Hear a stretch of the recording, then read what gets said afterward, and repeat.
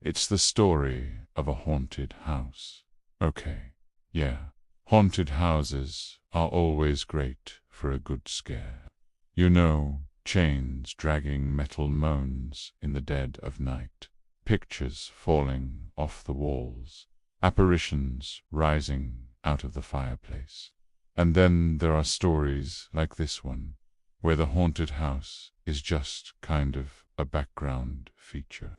Not even really a setting, more like an inconvenience. But let's be honest, a restless spirit or two doesn't ruin a good sleep. Well, maybe it does for some people. Our story begins with our unnamed narrator moving into an old house that has quite the reputation. They call it the house where people never wake up. It sits on the outskirts of town, sagging porch, broken windows, ivy clutching the bricks. Neighbors cross themselves when they pass by. If you fall asleep there, they warn, your body stays, but your mind goes somewhere else. Now, I've always found it funny when people say things like, "Oh, no, don't go there. Bad things happen to people who go there." And I guess our narrator feels the same way, because they decide to spend the first cool night of September standing outside the house with a thermos of coffee, a flashlight, and a sleeping bag. Because what better way to test out a legend than by spending a night in a haunted house with nothing but a sleeping bag and a flashlight? Nothing good ever happens after dark. Oh, and also the door was unlocked, which is probably a good sign. Okay, so once inside, our would-be Ghostbuster spends the night reading, drinking coffee, telling stories to ghosts. All that fun stuff until about 2:13 in the morning when they fall asleep. And when they wake up, nothing's quite the same. For starters, the wallpaper has changed. But that's the least of their worries, because it turns out that they've actually moved onto another plane of existence. The narrator describes it as the house is still there, but deeper. See, now they can hear voices in the kitchen. Everything's just a little bit different. Also, their sleeping bag and coffee are gone. Oh, and they seem to have a stalker, because as they walk through the house, the narrator keeps hearing footsteps behind them. This is where the story properly kicks into gear, because finally something interesting happens.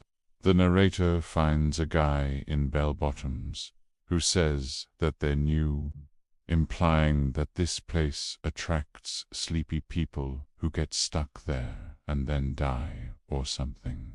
But he seems pretty friendly, or as friendly as a dead person trapped in a liminal space can be. So he directs them to a room at the end of a long hallway, saying that it's theirs, which implies that each room belongs to a different person who got lost in the house. Then our dude warns the narrator that they'll only wake up if someone wakes them up. Then he disappears. So now alone again. The narrator continues their exploration until they hear their name being called. They follow the sound, make their way back to the living room, and find that their sleeping bag has been waiting patiently for their return. And while it's nice to have their things back, it's even nicer to see that the dreamlike atmosphere of the house has followed them back to reality.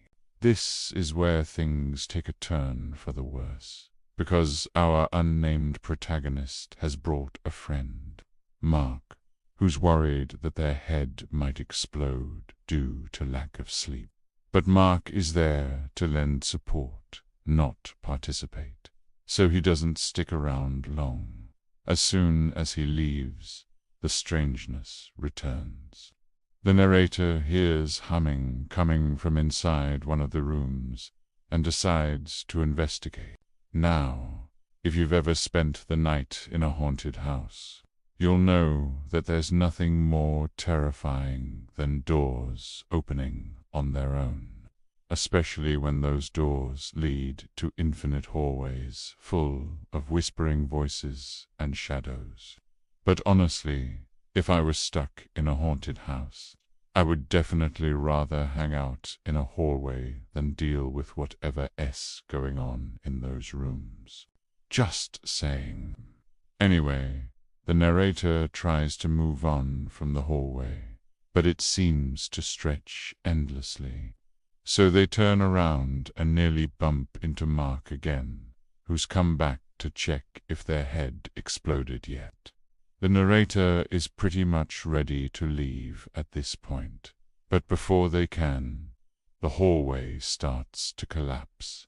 It collapses into the living room, revealing a gaping hole in the floor. And the last thing they see before the darkness consumes them is the humming, now coming from below. And that is the end of part 1. How exciting. We're going to take a quick break before part 2 comes out tomorrow. So hit subscribe and we'll pick things up right here.